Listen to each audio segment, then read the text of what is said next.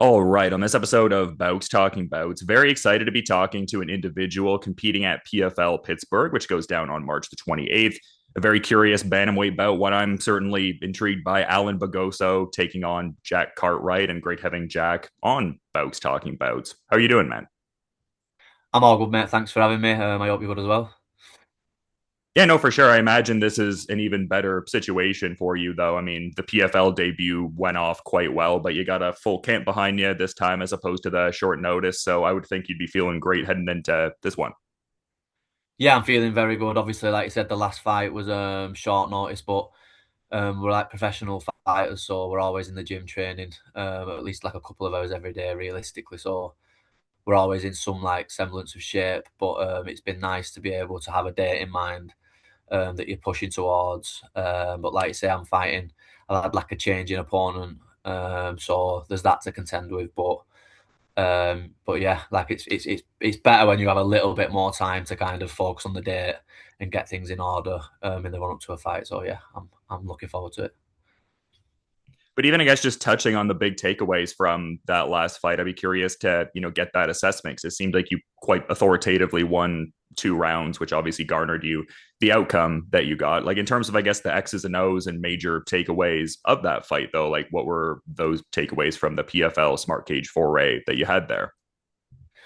I enjoyed the whole process. Like everyone over at PFL treated me very well. The organisation was run smooth. Um, the fight itself went more or less how I thought it would or should go. I went out there and performed reasonably well, and came away with like a fairly solid victory, realistically, which I was expecting.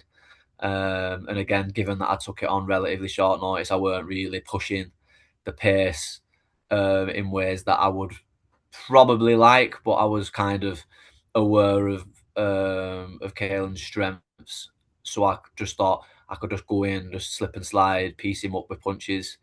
Didn't really take any unnecessary risks in there, um, and yeah, came away with with the victory. Boxed fairly well.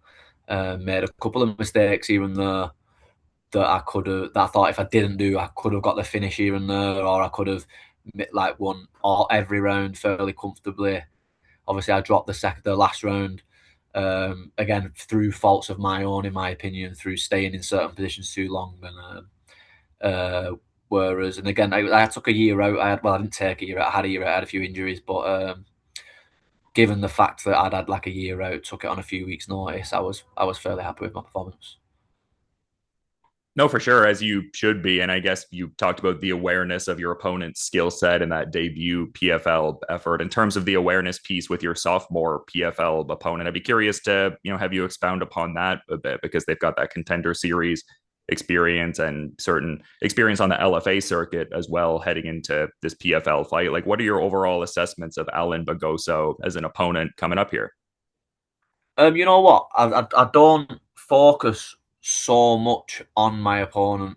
I'd trained with Caelan before, so I knew him, and obviously he's Irish, so I've known him on the circuit here and there. I've seen him fight a good few times, and I know he's like body type, um, like yeah, like his reach sort of thing, and like he was physical type of fighter, and where he kind of would like to have the fight if he was to have some success. So I knew where he'd be more uncomfortable. So that's kind of where I forced him to be realistically. And with this guy coming up, obviously I've spent the whole camp realistically thinking, preparing to fight Bryce Meredith, who's a completely different fighter than this kid that I'm fighting now. Um, I think that Bryce was about my height. Do you know what I mean? He was probably about 5'9" ish, something like that. And this kid's like 5'5". I think something like that. So this guy's closer to Caelan's height. Do you know what I mean? So he's a smaller guy. And from what I see, he likes to trade punches, as well as have his submission threats as well. So I think that in some ways he's a more dangerous fight to Bryce in some aspects, and without having to push in certain positions that Bryce will have done. Do you know what I mean? They're just completely completely different fighters, but that's why I spend the majority of my time focusing on my training, my preparation, what things that I'm good at, and shoring up holes in my game and making my strengths even stronger. Does it almost behoove you to have that kind of approach where it's almost just focused on the individual refinement of your own skills and not so curated to facing a particular opponent? Because it seems like, I mean, I don't know, I'd probably need some empirical evidence to substantiate this, but I feel like people talk about, pullouts happening a lot more in mixed martial arts in recent years. So does it almost behoove you to maybe adopt that methodology as opposed to like getting guys at, SBG gym in Manchester to curate, I guess, a specific game plan to particular opponents, as it were? Well, I train at Subzone in Manchester. That's where I train. I Oh, train gotcha. Okay, yeah. At Subzone in Trafford. I grew up for the majority of my professional career up until a couple of years ago. I was at SBG Manchester, but the team, like the head coach from the team, moved to London, so all the team kind of splintered here and there. So for the past 2 years, I've been training over at Subzone in Manchester, and they've fit like a glove. Really, it's been a really good fit for me. So we do. The reason I went there is because everybody who tries to fight me realistically tries to take me down and lie on top of me and make it as like a stifling fight. Basically, exactly what Kalen would have tried to do to me. And that's why I went to that gym. There are a bunch of young, hungry, athletic guys who focus on top pressure realistically and try and hold people down and beat them up on top. That's why I went there, so I could get that feel in the gym. Um, and that would be like a kind of the way that everybody who tries to fight me kind of pursues that route. Um, so I went there and I've just talked there and forgot exactly the question that you was asking. Oh, yeah, like you said about the pullouts, people like my last fight, I was a late replacement for McGrillen who pulled out against Keelan. So if you just focus on yourself and try and get yourself in the best position, you try and get yourself as ready as you can do. It doesn't really matter if there's pullouts here and there. All it'll take is a minor tweak and think, oh, you're fighting a 5'9" guy? No, he's 5'5". Or you're fighting a guy who particularly wants to strike with you? No, you're fighting a guy who wants to wrestle with you, or vice versa. So, but you've always got to be malleable, really, haven't you? You've got to be able to adapt to the situation and play with the hands that you've got. So, yeah, it's one of them. I mean, I guess it makes sense that you would be focusing more on that, piece of your game because I saw an article going around circa September 2020 talking about how you've been KOing grown men since you were 14. So yeah, I imagine a lot of guys are trying to take you down, and focusing on that piece is probably paramount. Yeah. That's all everybody does. They just try and take me down and hold me down as best that they can, and limit the exchanges as much as they can, because that's when I have tended to see most dangerous really in my career, is in scrambles or in when we're trading punches, or when we're even stood up and separated. It's times like that I'm finishing fights or putting damage on my opponents realistically. So the guys who fight me tend to try and stall out the fight as much as possible. But you know what? I don't. I think that this kid that I'm fighting now seems to be a pretty game, uh, like fiery opponent, as most Brazilians tend to be. They tend to be a bit wild.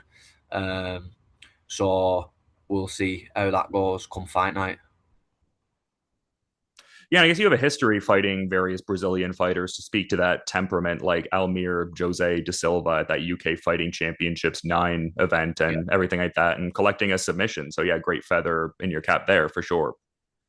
Yeah, I fought two Brazilians, and I've stopped them both in the first round. I'm looking to continue that come March 28th.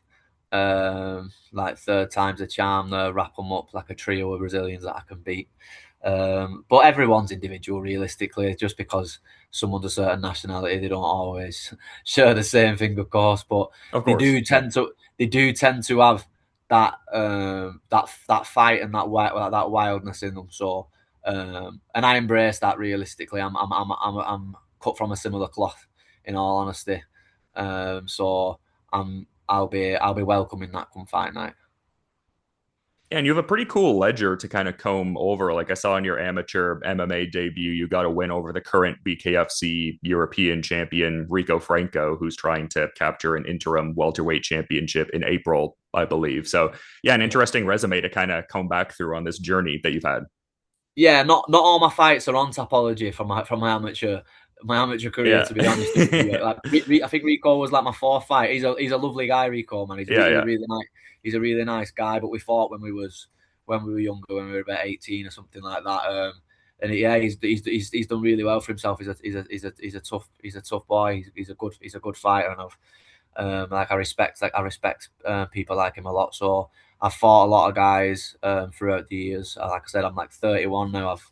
I've had a lot of fights and come up against a lot of good fighters, different styles, different abilities and strengths and weaknesses, all the rest of it.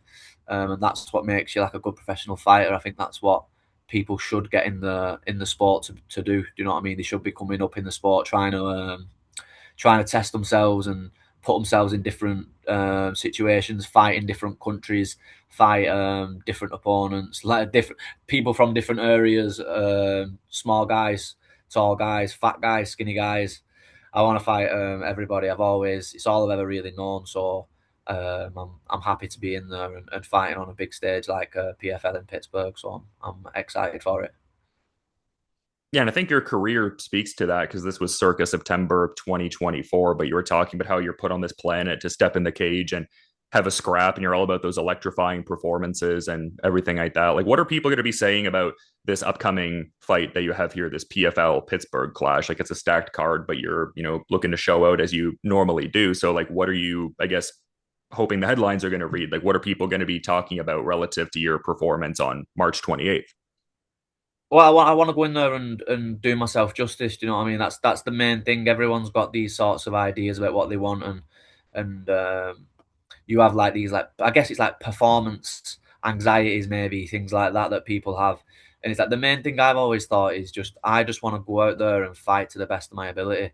If I go out there and fight to the best of my ability, I'll be the champion of the organization, in my opinion. Do you know what I'm saying? I wouldn't bother turning up if I didn't think that was the case. I wouldn't wake up every day and like leave my kid to go to the gym and train and grind for the last 25 years of my life if I didn't think that I was one of the best fighters in the world. That's why I fight for a living. But I guess that's why everybody who's signed to an organization like PFL is fighting, because we all think we're the best guys in the world, or we wouldn't be here doing it, or we shouldn't be. Do you know what I mean? If you don't think you're the best, then you shouldn't really put your gloves on and get in the cage with somebody like me, because I think I am.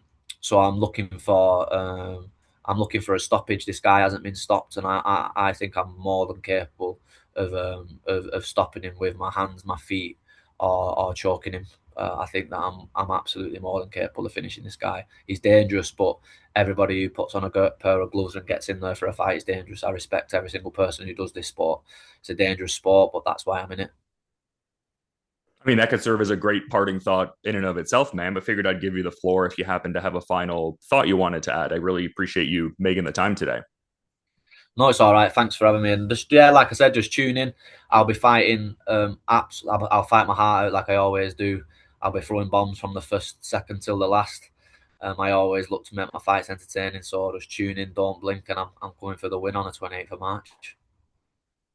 Yeah, it's an awesome fight and adapting well with the opponent shift and this Allan Begosso fight, very exciting in and of itself. And yeah, this PFL Pittsburgh card, a stacked one, as I was saying before, and this contest certainly stands out on that deep event. But I do appreciate you making the time to come on Bowks Talking Bouts. Jack, you have a good rest of your day there and looking forward to checking out the fight when it goes down too.